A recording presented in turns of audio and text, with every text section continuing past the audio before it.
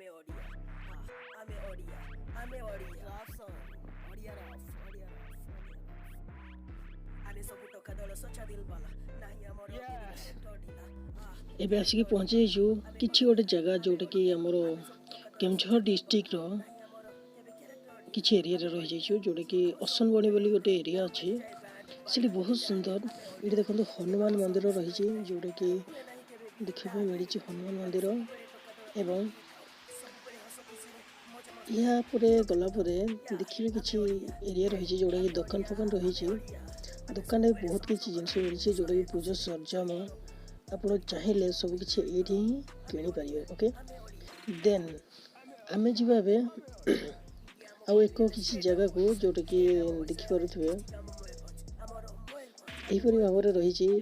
ଆଜି ହେଉଛି ଶିବ ଜାଗର। ଶିବ ଜାଗରରେ ବହୁତ ସାରା ଲୋକ ଆସିଛନ୍ତି ଶିବ ଜାଗର ଜାଳିବା ପାଇଁ ଦୀପ, ଯୋଉଟାକି ବହୁତ ଇଣ୍ଟରେଷ୍ଟିଂ ଲାଗୁଛି।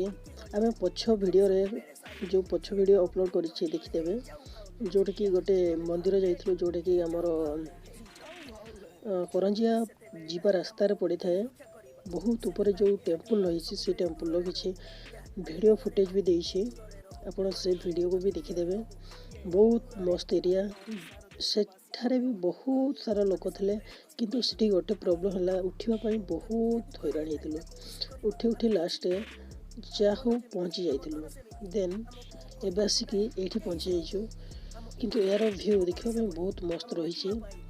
ଏଇଠି ସାରା ଦୋକାନ ମଧ୍ୟ ରହିଛି ଯୋଉଟାକି ଆପଣ ଦେଖିପାରୁଥିବେ। ଏଇ ଏରିଆରେ ଆମକୁ ଫେରେ ଡର ବି ଲାଗୁଛି ଏଇଥିପାଇଁ ଯେ ଲୋକାଲ ଏରିଆ ପୁଣି ଭିତରକୁ ଏଣ୍ଟ୍ରି ଦେବେ କି ନାହିଁ, ତ ଭୟ ଗୋଟେ ରହିଯାଇଛି। କାହିଁକି ନା ଆପଣ ଦେଖିଥିବେ ଯେ ଲୋକାଲରେ ସେମିତି କିଛି ଯୋଉଟା ନାହିଁ ତ ନାହିଁ, ତ ଆମେ ସେ ଲୋକାଲରେ ଗତି କରୁ, ତ ତଥାପି ଭୟ ରହିଯାଉଛି।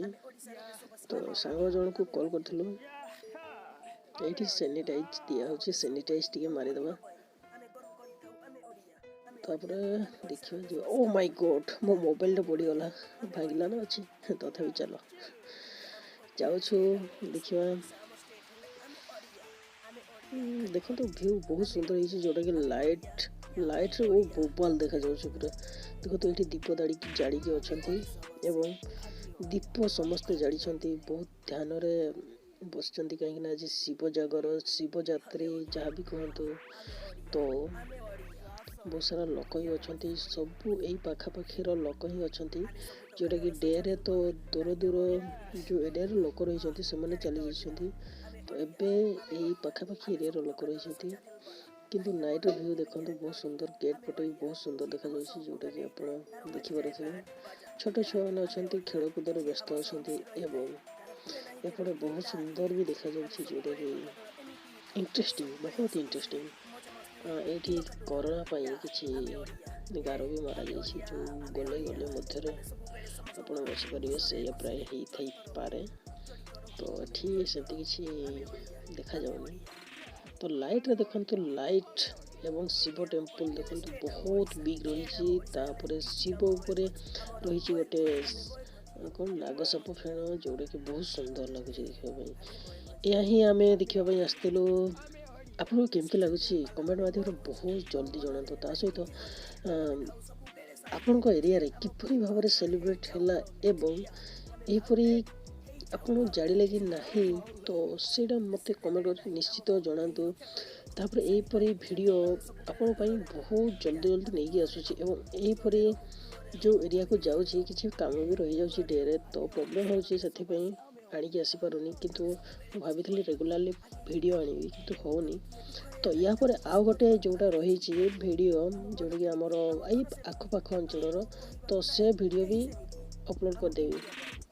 ଓକେ, ତ ମୁଁ ଭାବୁଛି ଆପଣ ବହୁତ ଏନ୍ଜୟ କରିଥିବେ ଭିଡ଼ିଓ ଦେଖିକି, ଯୋଉଟାକି ବହୁତ ମସ୍ତ ଲାଗୁଛି। ମୋତେ ତ ଖାଲି ଆଖିରେ ବି ବହୁତ ମସ୍ତ ଲାଗୁଛି ଦେଖିବା ପାଇଁ। ଓକେ, ଦେଖନ୍ତୁ ବହୁତ ସାରା ଲୋକ ବି ରହିଛନ୍ତି, ଲାଇଟ୍ ବି ଜଳିଛି। ତା ସହିତ ଏଇ ଏରିଆ ଆଖପାଖରେ ପୁରା ଲାଇଟିଂ ବହୁତ ଜବରଦସ୍ତ ହେଇଛି, ଯାହାକି ଦେଖିବା ପାଇଁ ବହୁତ ଇଣ୍ଟରେଷ୍ଟ ଲାଗୁଛି। ଛୋଟ ଛୁଆ, ମୁଁ ବି ଯେତେବେଳେ ଥିଲି ସେତେବେଳେ ଦୌଡ଼ି ବୁଲୁଥିଲି, ସେ ଭାଗ୍ୟ ଆଉ ନାହିଁ। छोट हो जाती थे। तो देखो बहुत सुंदर देखा जाउछि।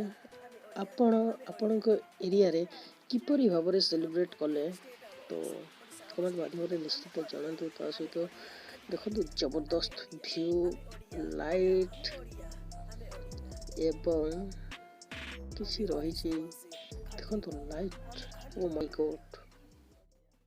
ओके तो जबरदस्त व्यू सहित आप देखा पाइबे बहुत इंटरेस्टिंग लगुच। इंटरेस्टिंग माने जबरदस्त।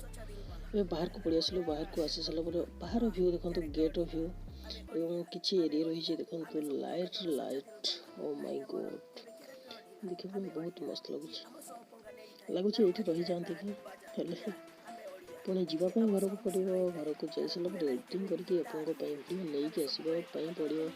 तो वीडियोटा काली प्राय 4टा 5टा हो कहीं आर वीडियोटा अपलोड कला बेलू। ओके तो thanks for watching take care bye bye. पुणी देखा आउ एक न्यू वीडियो पुणी जाऊँ आउ एक जगह को जोटा कही बाय बाय बाय। ओके।